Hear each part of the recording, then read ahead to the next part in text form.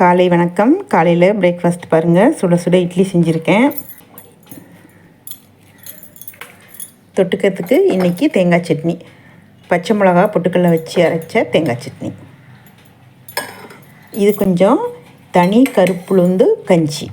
உங்களுக்கு இந்த பவுட்ரு தேவைப்பட்டால் வாங்கிக்கோங்க, நான் சேல்ஸ் பண்ணுறேன். நல்லாயிருக்கும், பாயாசம் போல் சூப்பராக இருக்கும். சர்க்கரை போட்டு சாப்பிட்டாலும் நல்லாயிருக்கும். சர்க்கரை போடாமல் சாப்பிட்ணுன்னு விரும்புகிறவங்க அப்படியும் சாப்பிட்லாம், சூப்பராக இருக்கும்.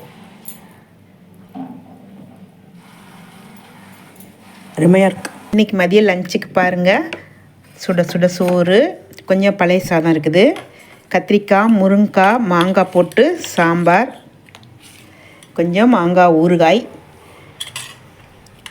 உருளைக்கிழங்கு பொடி மாஸ், வாழைத்தண்டு தயிர் பச்சடி, மாங்காய் உப்பு மிளகாய் போட்டது, மோர் கடைஞ்சி வச்சுருக்கேன்.